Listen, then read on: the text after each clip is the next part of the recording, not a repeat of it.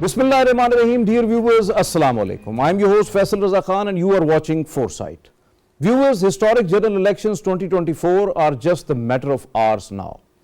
At least 127 million voters, including 21 million new voters, are going to elect their representatives out of at least 17,000 independent candidates or belongs to different political parties. And there are at least 150, more than in fact 150 political parties who are contesting these elections, and voters are going to elect 266 representatives for the National Assembly and also 593 for the provincial assemblies. Among 127 million voters, there are at least 57 million youth and 59 million women as well, and they are going to play a crucial role in these elections as the voter turnout is expected to be more than 50%. For the conduct of safe and peaceful elections, there are at least the deployment of 500,000 or more than 500,000 of the security personnel across Pakistan to safeguard at least 90,777 polling stations, out of which 50,000 or more than 50,000 are declared either sensitive or most sensitive. To talk on these important historic elections, we have in our studios Hassan Khan. He is a senior journalist. Most welcome to you, Hassan. Along with him, Mr. Rasheed Chaudhri. He is the national coordinator for FAFIN, Free and Fair Election Network, and he is joining us online. Most welcome to you, Rasheed Chaudhri. My first question to you, Hassan, that all rumors and the fake news is now just die down, and social media trolls are pinned to wall. So how do you see the conduct of these elections as the elections are on? What is your analysis on that? Thank you very much, Faisal. I think when we will just finish this program, so we will have a Thursday. It means that tomorrow is just a few minutes away. It's not a matter of hours, as you said. I think this is a historic day from all perspective, and this is the largest, elections are generally called the largest activity in a country during a peacetime. You know, from one corner of the country to another, all the people, all the institutions are involved, are focused in it. So I think this was the definitely day. It's the national exercise. Yeah, and it's the biggest national exercise. After a war, this election is called the biggest national exercise in any country. One, two, I think this day, as you said, that all the rumors, all the propagandas about the elections now die down. This is a matter of minutes now. Two, I think, you know, we were waiting for this day since last more than almost a year, more than a year, because every time we say elections will be after 90 days, after 120 days, after 200 days, etc. I think this is the only election that people wait anxiously for this day, particularly for more than, I think this is for more than 1.5 years. So I think this is definitely from all counts is a historic day. One, two, I think Pakistan's this time, unlike 2018, the number of voters, registered voters has gone, I think, increased by more than 220 millions, more than 20 millions is gone. Second important thing is the ratio between the gender, the women and the men, the male and the female voters, there has been reduced drastically. Unlike the past election, this time I think more female voters have been registered. And we are expecting,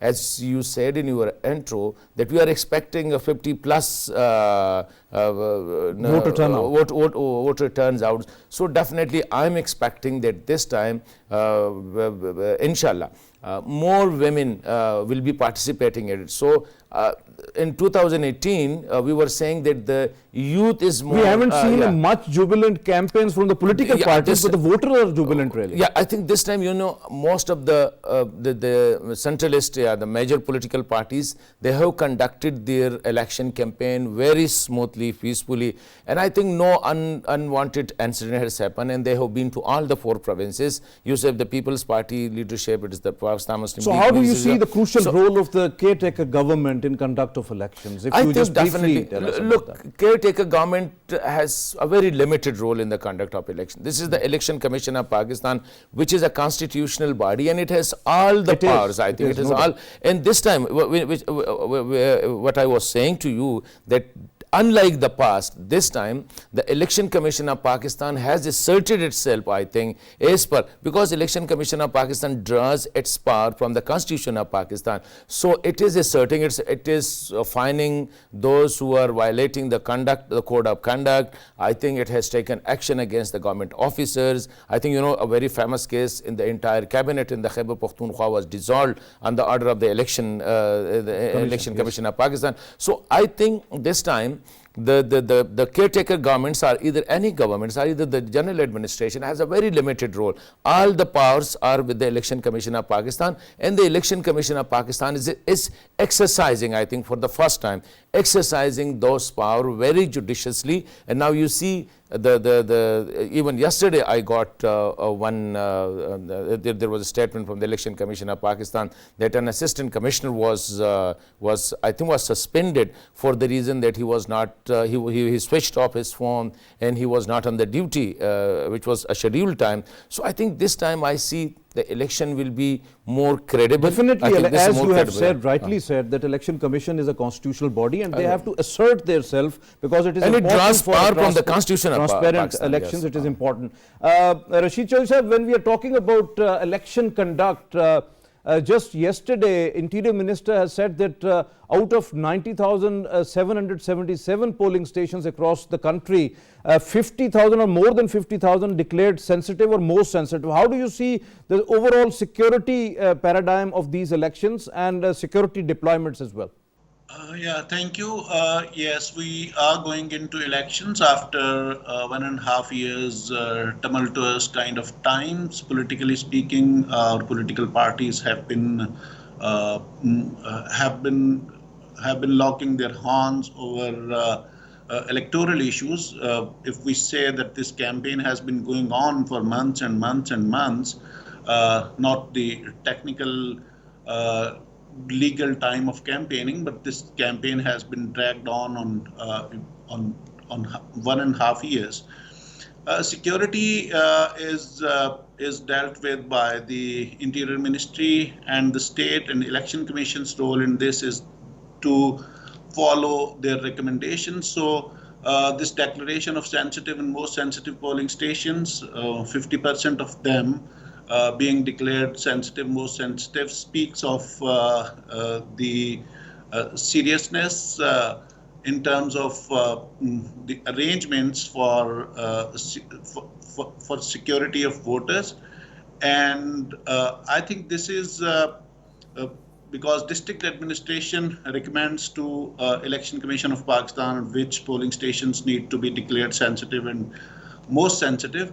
And that is just for the sake of deployment of the security officials, and presence of security officials around polling stations is kind of reassurance to voters that they will remain safe. So this is a positive aspect of this. But I think the sensitivity of polling stations is just an administrative kind of a process. It is not that directly linked with the Election Commission's own powers, although Election Commission has to make decisions and has to follow the recommendations, but this is generally dealt with by the security apparatus of the state.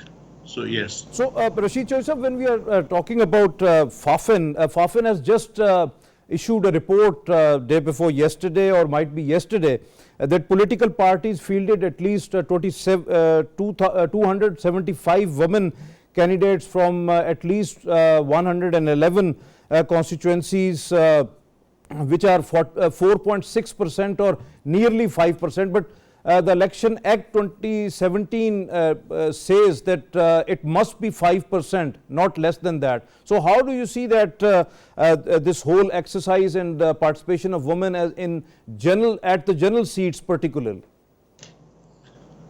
Yes, this is because 2017 Act has this provision that political parties need to field candidates on general seats, women candidates on general seats, and they should make 5% of the total candidates.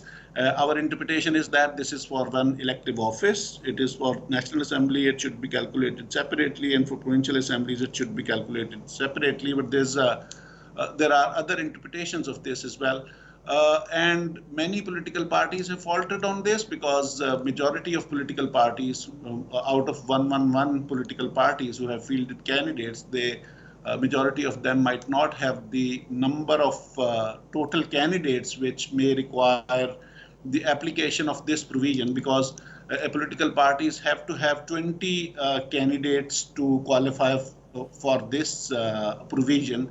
So that's a problem with this provision. But having said this provision is treated kind of tokenistically, and the women's participation and inclusion has become a mere 5% quota issue. So I think, and political parties have made it sure, the major political parties have made it sure that they cross this, they remain within 5%. They are not going beyond 5%. Exceptions are there, few GDA and MKM perhaps. But all the political parties are just tokenistically complying with this provision. So I think the next parliament should reconsider this, how to Definitely, make this. definitely, we'll talk more on that. Rasheed Chaudhri, thank you very much. Your point well taken. Election Commission has just issued a code of conduct for entire media in Pakistan, national and local media. Do you think that media is going to have the ethical, responsible and balanced reporting during the elections, and it will help smooth and peaceful conduct of the elections? I think definitely we expect that Pakistan's national media, I think definitely it is a responsible media.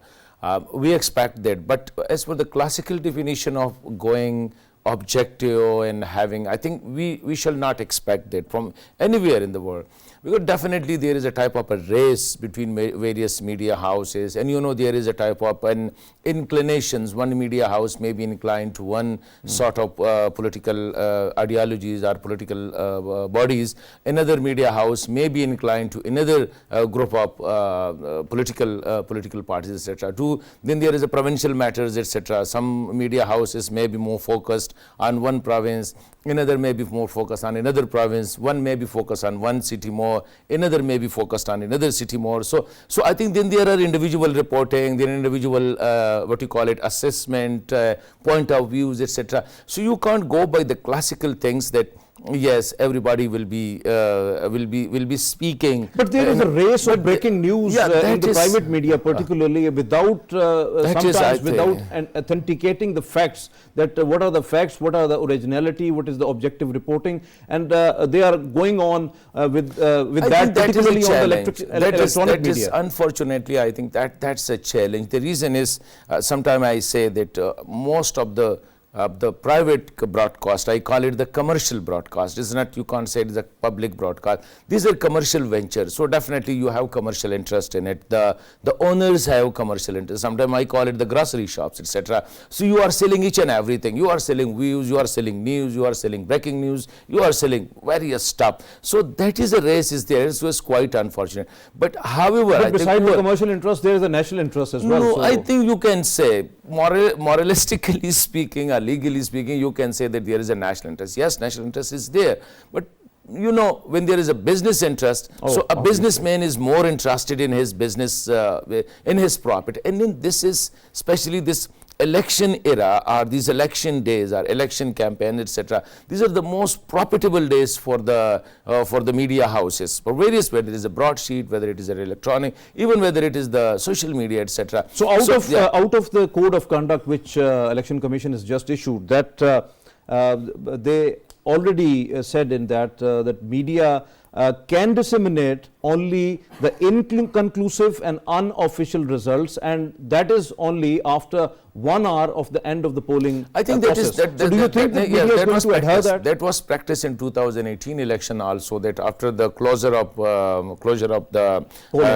polling process, exact up to 1 hour, but everybody was just waiting in the newsroom. That when the clock click at 6 o'clock, I think it was 6, so there was a flooding of news that polling station number plana polling. And unfortunately, you know, in one political constituencies, there are hundreds of, almost I think more than 200, 300 polling stations are there. So you confuse the masses, you confuse the viewer, that they believe that one polling station, sometimes people say that it is the result of the entire. You don't think that there must have to be a systematic approach on that on behalf of media as well, that we have to arrange ourselves? Ideally, unfortunately, there is a loss in the media management exercise. You know, most of the media houses have the owners are the managers. Over the period of time, the position of editor, the position of director news, the position of bureau chief, etc., that have been diluted. And now the owners, because most of the owners sometimes they have more the business business oriented,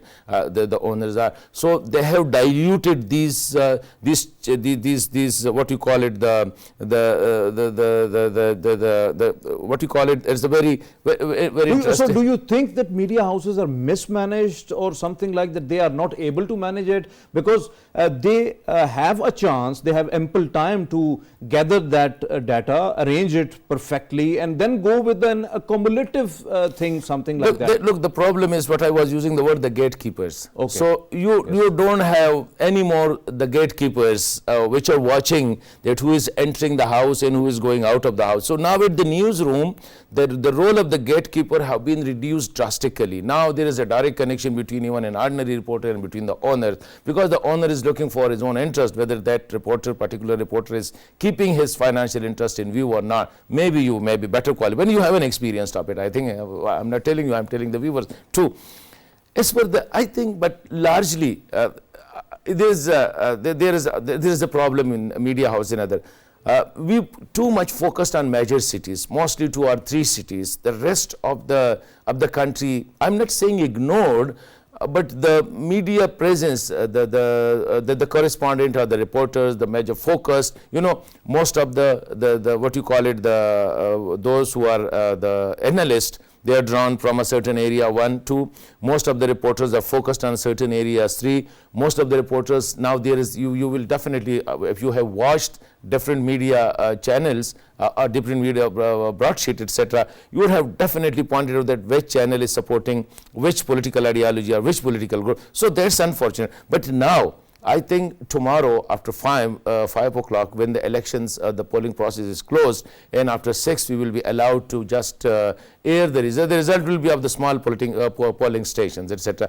I think there is a fairly now there is a competition, but there is a check, as I said, from the Election Commission of Pakistan also, and there is a check from the social media also. Though social media itself is in a very what you can say is berserk. I think it is just no hold bar on it, but at least it's keeping check on the it's a storm of the fake news and the disinformation and all that, but they are not going to check each and everything. Yeah, yesterday there was an interesting, just to tell you before going to Chaudhri Sahab, yesterday there was a news on a social media that in particular district was in Sawabiyar in Mardan, that the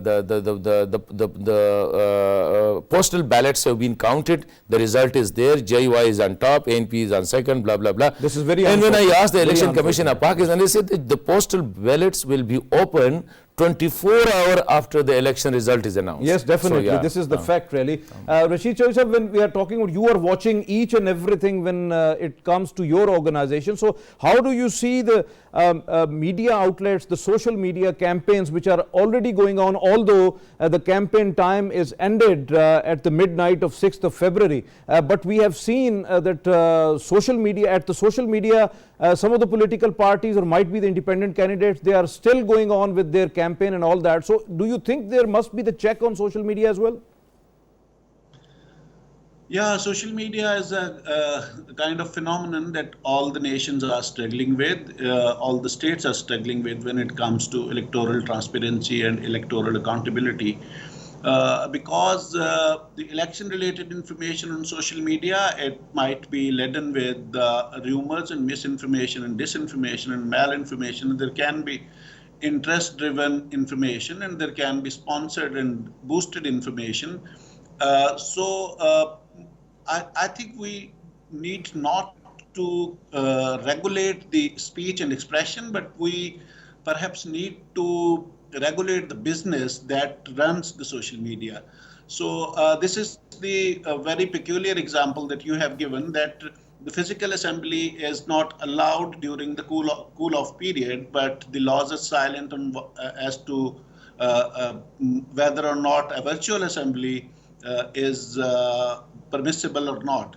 So social media has kind of, for example, half of the people, there are studies that half of the people are relying on social media for their source of information. So if the source of information of people is social media and social media is unregulated, there's no inherent gatekeepers, as Hassan was mentioning. And also the social media is driven by the profit. So the one point that we miss is that social media is not kind of a philanthropic initiative. It's driven by profits and it's driven by algorithm. Its algorithm is trained into a way that validates people's biases and validates people's preferences. So on one hand, it educates people, it democratizes the expression and speech, it reaches and it includes more people, including women, youth, and other marginalized groups. But on the other hand, it is a tool in the hands of those who want to spread disinformation, misinformation, or who want to discredit. So take your point forward, Joseph. Hassan, when we are talking about social media aspects, what about the digital media campaigners and use of internet and the social media, along with that the social media influencers who are working 24 hours to influence on behalf of some kind of party, and also the people who are right at the social media even on the poll day. So how do you see that aspect, because that is going to change the mindset of the people who are at the internet? Look, these are the new challenges of the new era. I think it's not only that one particular party will be using that. I think the entire political parties, whether even the individual, will be definitely glued to the social media. So especially we have now, previously it was called the idiot box, the television screen, which was much bigger. Now everybody is carrying it, a small device, and it is in his hand. So I think this concept of keeping a check on everything, I think this is it's come out of certain type of a fear. I think sometimes you have to let the situation go, and if you can't control it, I think then go and enjoy it, join it and enjoy it. I think is better. So at the moment, if we are thinking that there will, I'm not in support of the government expected policy of closing the internet or in certain areas. No. This is. I must make this clarification because viewers, PTA has just issued a statement that there is no breakdown or no closure of the internet or the websites on the poll day, even after the poll day and before the poll day. So there is no internet blackout is going to be, and internet will be there on the poll day as well, as most of the internet users are going to benefit from that. But as we are talking about, so this is very much clear from the Pakistan Telecommunication Authority that there is no internet blackout on poll day or after that. So, what about Hassan, when we are talking about this, though Election Commission in its code of conduct has given permission to have this inconclusive and unofficial results. But do you think this is the practice across the world, that inconclusive and unofficial results must have to go on air before the official results? Sometimes that that practice create misunderstanding and perceptions about the conduct of elections, because sometimes the result change in the next day, and we see then people say that, look, on first I was announced as a winner, and later tomorrow the next person was announced. And most of the time, most of the people have gone to litigation because of yes, this due process. to that, because they say that we have won in the at night and we lost at the morning. So this practice, unfortunately, look, Pakistan's, we in the media, I am myself a media practitioner, and I know the mad race which we are in, and sometimes I call it a rat race, where you don't know what you are doing, but you are just running, and you are just running after things like this news. Most of the time, in 2018 election, when I was myself on the television screen and we were announcing that Mr. So and so is leading, and then the other body called that he is not leading the real. You know, we have the information coming to us. You are sitting here in the studio. You are sitting in Islamabad, Karachi, Peshawar, or in Lahore. You are receiving information from your local correspondent. So it is not necessarily that your local correspondent is 100% or fairly objective, because he is himself there and he has his liking and disliking. And might be some sort of biasness or all that. That's what I am saying. So I think the better practice would be that after 6 or 7 hours, when most of the polling stations the result is counted, when the form 47 and form 45 are almost prepared, I think only then that will be. But that is what I am saying, that is the ideally speaking that will happen. In Pakistan, in India, in certain countries, definitely these things, this racing for the breaking news, and unfortunately the media, our motto is the bleeding is leading. So I think everybody is saying that I am the first, and later on there is a competition. One channel or the other channel will say we were the first to announce the first results. It's really very interesting conversation, but unfortunately we have run short of time. Thank you very much for your arrival. Thank you very much for being here in the studios, and very candid views you have. Thank you very much for that, Hassan. So nice of you. And when we are talking about Rasheed Choisab, overall conduct of election, do you think that overall Election Commission of Pakistan has given a code of conduct, but as we were talking about this inconclusive and unofficial result, so do you think it is necessary to go on air, as we all know that it must have to come from an official position or from official entity? Legally speaking, when a polling station counts the ballots and a Form 45 is issued, it's a public document. It is available with the polling agents, and it is available outside the polling station, because it is affixed at a conspicuous place, as law says, outside the polling station. So it is a public document, but I think responsibility requires that media airs only the results for which they have authentic Form 45. They have a kind of screenshot of the Form 45 that is affixed outside the polling stations, or a screenshot of Form 45 that is available with the polling agent. And also another thing that responsibility requires for media to release the to air the results that they get from the polling stations in the order of their receipt. They should not pick and choose as to what Form 45's results should go on air first, and some of the results can be withheld, because this is where bias can be applied by some kind of workers who are out there in the field, or who are out there in the media house. So the problem is when one channel is telling the viewers that this party or this candidate is leading, and the other channel is suggesting otherwise, and that channel is putting on the lead some rival candidate or party.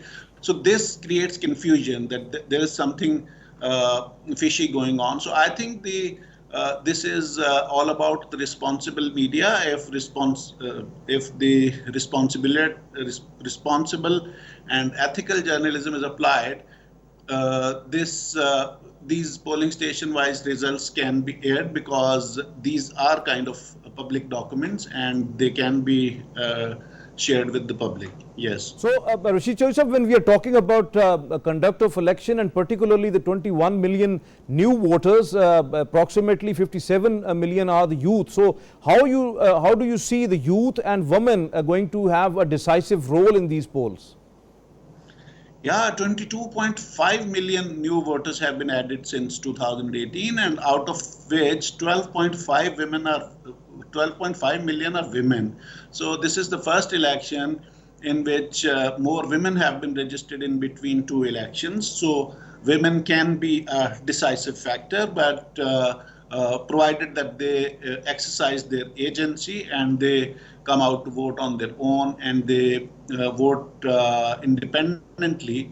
Also, there are 11 million young voters, and if they come out to vote, even in half of numbers, there will be a sizable increase in the number of youth voters in every constituency. So, and this can have a impact on a healthy turnout. Although for us to maintain the 2018 turnout, we need to have more than 10 million more voters coming out as compared to 2018 elections, because our electoral roll have swollen from 106 million to 128.5 million voters. So young voters and women voters, they are greater in number, and they can and their participation can augur very well for your point well taken. Your point well taken. When first of all, most welcome to you, Dr. Waseem Ishaque, in our program. So, Dr. Waseem, how do you see particularly the security situation overall, as there are approximately 90,777 polling stations across the country, 500,000 army, civil armed forces and police deployments across the country overall. So, how do you see that environment, and whether that secure environment would be available to all the voters to cast their votes independently and freely? Faisal, let me start by saying that Pakistan is about to create a history by tomorrow. All those misperceptions and misgivings about different things were being discussed about whether the elections would be conducted or not are going to be dispelled by tomorrow. And we will create a new era of Pakistan's political stability and Pakistan's prosperity, inshallah, as a result of whichever government is being formed after the results of tomorrow's elections. Coming over to security, by and large, if we see, the security situation in the entire country is reasonably stable. We have seen few individual incidents, sporadic incidents, but the law enforcing agencies and especially the Pakistan military is well capable, and it actually realizes it's all the responsibility as chief coordinator of security of the entire country, and they have assured Election Commission of Pakistan, and the interim government has also assured all out support to the Election Commission of Pakistan, and all other state institutions are absolutely geared up for having a free, fair and transparent elections tomorrow. So in that case, I don't think so that security is an issue, and the good thing is that the election campaign, which was running on since last about more than a month, we have seen that fortunately, we have a very stable and smooth and process. By and large, all political parties and whether the individual candidates, they have given some sort of visionary manifestos, which I am sure is going to create a good foundations of a political stability and economic stability in Pakistan in the future government. Do you think there is some impact of the flag marches as well, which were done yesterday across Pakistan? Sure. It has a huge impact because it creates enabling environments for the voter, and also sends a strong message to the non-state actors who may be trying to create an opportunity for some sort of disturbances. It gives them a very clear message that we mean business, and I think it has created a lot of impact. And on the day of elections, they will be even more proactive. There will be more layers of security around the sensitive polling stations especially, and I am sure inshallah this event will be conducted in an absolutely good manner and maybe exceptional manner than the previous elections. Okay, Rasheed Chaudhri sir, when we are talking about women voters into the different polling stations, we have got lots of complaints in 2018 elections that either ethically, either religiously, socially, they were not supposed to give a free hand to cast their vote. So do you think that atmosphere is entirely changed and election commission is geared up to ensure that most of the women voters are going to cast their vote? Yeah, thank you. Yes, the 2017 Elections Act law, it has a provision that any constituency reporting less than 10% women turnout out of total votes polled will go into re-election on certain polling stations or an entire constituency. So after this provision, the bar on women voting has kind of subsided. We have not seen the major areas or districts or the entire constituency entering into agreement or informal arrangement that no women will come out to vote. So these kind of agreements are not there, but there are pockets within a constituency and within a district and within small localities where at mohalla level, street level, village level, or a group of villages level, or in a small pocket or a small region, there can be certain agreements among political parties and candidates or community or communal elders or the coercion on women voters for them not to vote. But I think Election Commission must be vigilant. We have released a statement last night in which we have listed some prerequisites for credible elections, prerequisites for election day to implement, and there are majority of them, of course, are for Election Commission of Pakistan. And one of them is that Election Commission needs to be very vigilant in terms of implementation of Section 9 of the Elections Act that deals with the bar or sanctions on women voting, communal sanctions, or the agreement arrangement among and between political parties and candidates.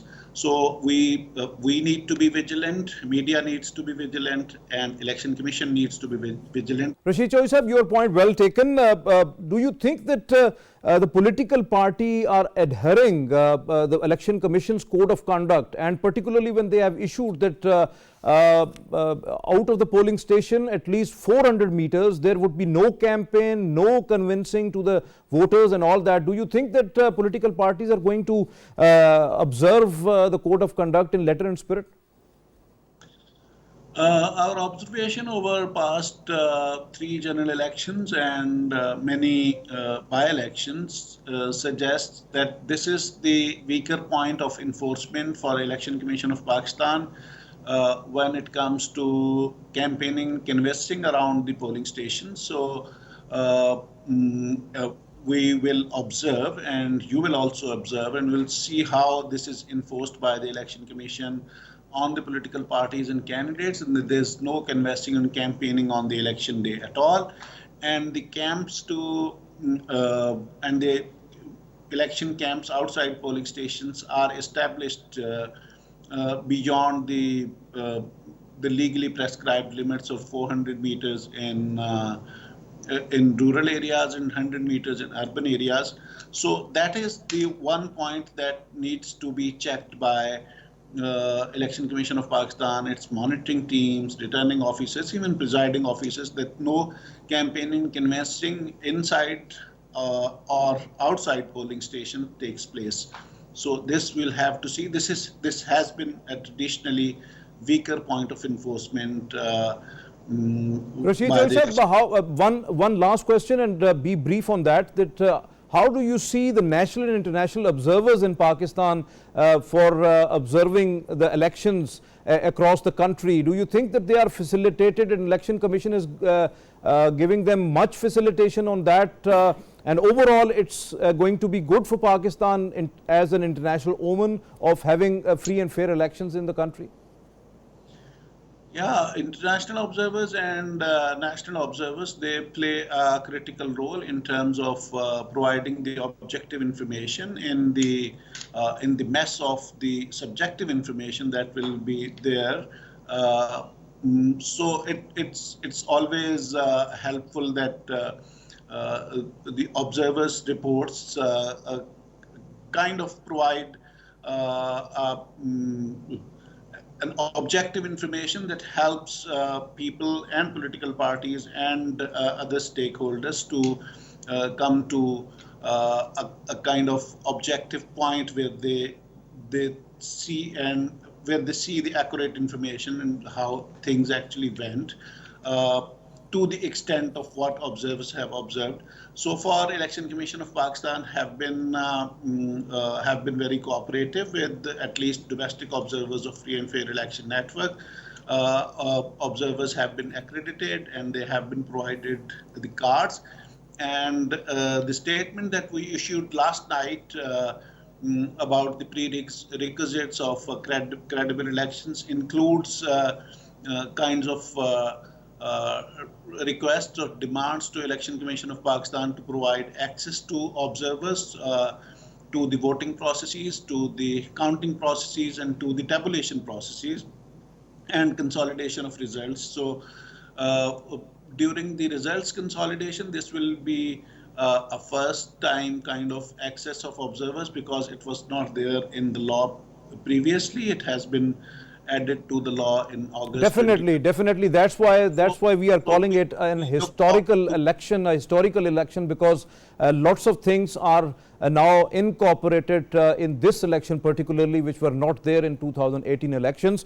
So thank you very much, Rasheed Chaudhri Sahab from FAFEN, the national coordinator, for being with us online. Thank you very much for your presence and candid views as well. Dr. Waseem, when we are talking about overall scenario that Election Commission has conducted the electoral process very well, and now the polls are on, and Supreme Court has given much of the assistance regarding law and all other things which were nitty-gritties were there, and then whole of the security operative is there to ensure that peaceful polls must have to be happen in the country.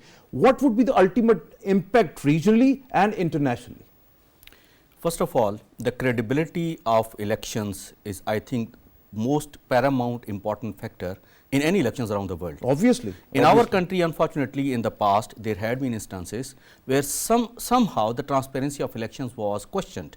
This time, all the state institutions, not only the Election Commission, all the state institutions are mindful of this fact that the credibility of these elections would then create stability of political environment inside Pakistan, which would then eventually would lead the country towards economic stability and economic prosperity. So this is do and die situation for all of us to make sure that elections are actually credible, transparent, free and fair. All parties, we have seen in over a month of election campaign, all the parties were given absolutely fair playground. They have done all the campaigning as per their choice to all the places, and the security agencies have provided excellent enabling environment to all of them. So on the day of polls, all the state institutions through a synergized application of all elements of national power are actually geared to and very enthusiastically geared to make sure that the election happens in time and election happens without any trouble. Lastly, about the results compilation, you have already talked about this in the earlier part of the program, that the instances of breaking news and coming the results first, probably this time if we hold back from this breaking news for a while of about 2 to 3 hours, the Election Commission has said 1 hour, but I think if we can apply this code of conduct on ourselves and hold it for about 2 hours, and gradually as the results are compiled in some sort of finished form, then keep passing on this information to the public rather than just giving a half-cocked information, which would then eventually start creating the probabilities of questions on the transparency of elections. Definitely, we have to go for complete and authentic results from at least the district returning officers, yes, so that we should give a clear picture to the people of Pakistan, rather creating ambiguities and surprises. So, when we are talking about the polling day particularly, how much it is important that political parties must have to feel voters, that they must have to come out of their homes, they must have to poll their vote, and as much as they can, because it is important to be in the democratic process of electoral system and in elections to elect their voters. How much it is important? I think as we have seen that more than half of Pakistan's population is eligible to vote this time. This is unprecedented.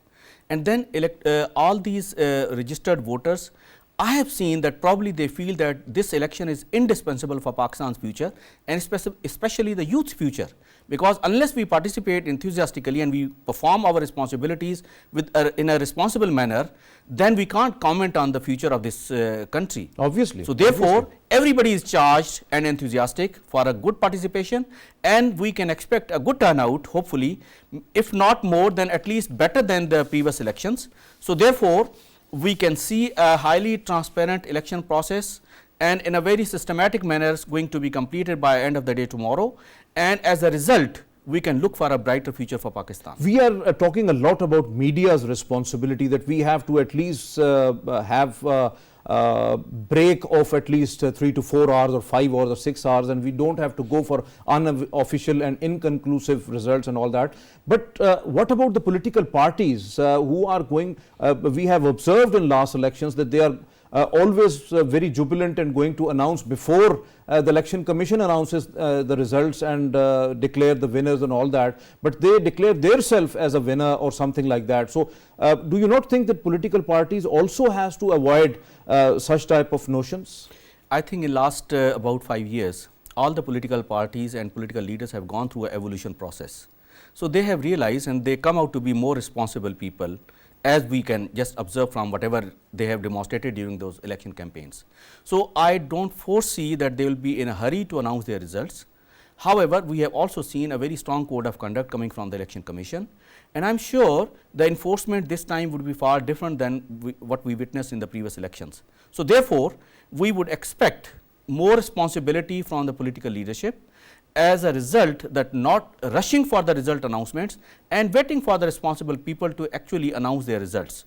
And for a betterment of transparency of elections, I think they should demonstrate a bigger heart and wait for the official results to be announced, and thereafter, rather than alligating but on they others, claim their victory or something like that. Do you think that they have to be? This used to be a irresponsible attitude. So I say that this time they have demonstrated more responsibility as a result of evolutionary process. So we expect them to be more responsible this time. So post election, what you expect and what you foresee that how political parties must have to behave, whosoever would be the winner, whosoever would be the loser, but what would be the ultimate national responsibility of them, and how do you feel that it is important to give message across, not only in the region but also globally?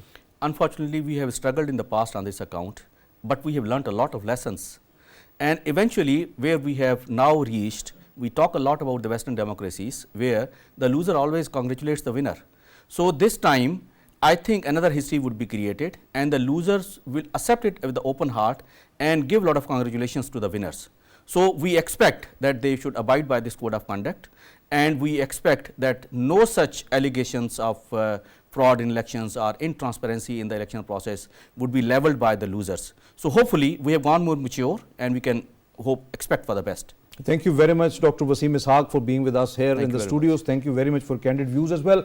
Viewers, as you know, that this is not just a matter of hours that polling is now going to start, but the most important thing is that voters must have to come out of their homes to cast their vote, which is very valid, which is very important for Pakistan and for national sovereignty, integrity, and for economic prosperity. Along with that, media has to behave responsibly and objective reporting must have to be there. Along with that, the political parties behave like a real democrat, and a statesman behavior must have to come, because it is important for Pakistan. As our panelists analysts also suggested that this election is no doubt historic election, as 8th February 2024 will not only bring the new government but also